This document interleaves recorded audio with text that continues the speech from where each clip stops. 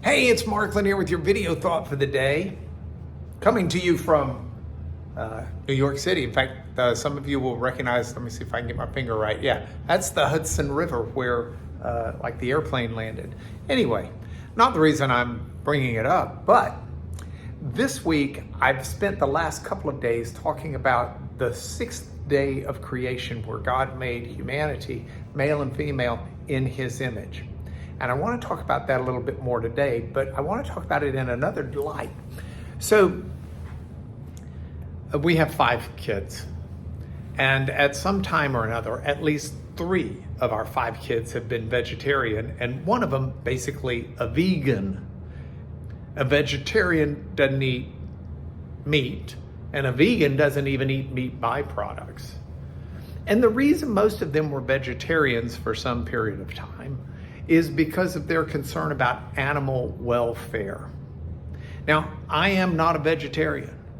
I have never been a vegetarian. And it's not because I don't appreciate the importance of human life and life of other living creatures. But mine's rooted in theology. Let me tell you why. If you go back and you look at the 6th day of creation, on the 6th day of creation, God created not just humanity, but God did it saying that humans are to have dominion over the fish in the sea and over the birds and over all the beasts of the earth. And so God has made this in a way where God creates not just humanity on day 6, but he creates the beasts of the field. He creates the cows and things of the sheep and the goats, things like that, and then gives man dominion. Now, the dominion does not mean that we can treat those animals like garbage. In fact, God says the opposite. He says we're to treat them responsibly.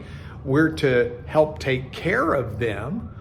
But it does set up something that says humanity is distinct from all the other animals. Because humanity has the breath of God, the Spirit of God is made in God's image, and God did not make the other beasts of the field that way.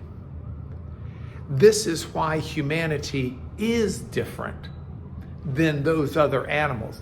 Now, why did God make the other animals? Was he interested in making something real pretty? Well, I don't know. I can't know the full mind and heart of God in this, but I do know one thing, that God clearly made animals to be food. I've yet to meet a shark that's just a vegetarian. You know, animals eat meat. They eat food stuff. Some of them are vegetarians, don't get me wrong.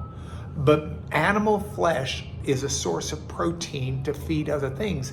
And what that means is, to the extent some animals have been made to serve as foodstuffs for others, then when those animals are doing that very thing, they're actually praising God. They're doing what God made them to do. And that's a life lived in praise of God.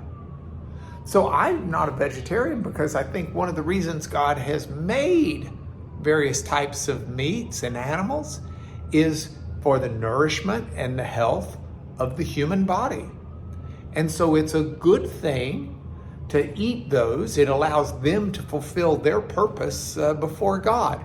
Now, having said that, God also made them, and because of that, they have a value and a worth and should be treated respectfully. And so I do believe that that's got to be done as well with great care.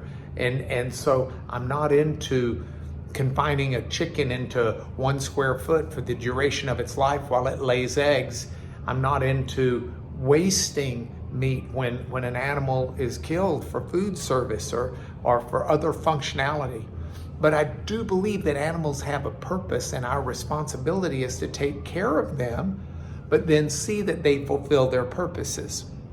I think it's fine to use rats and mice to try to cure cancer. I think it's fine to use a dog as a service animal.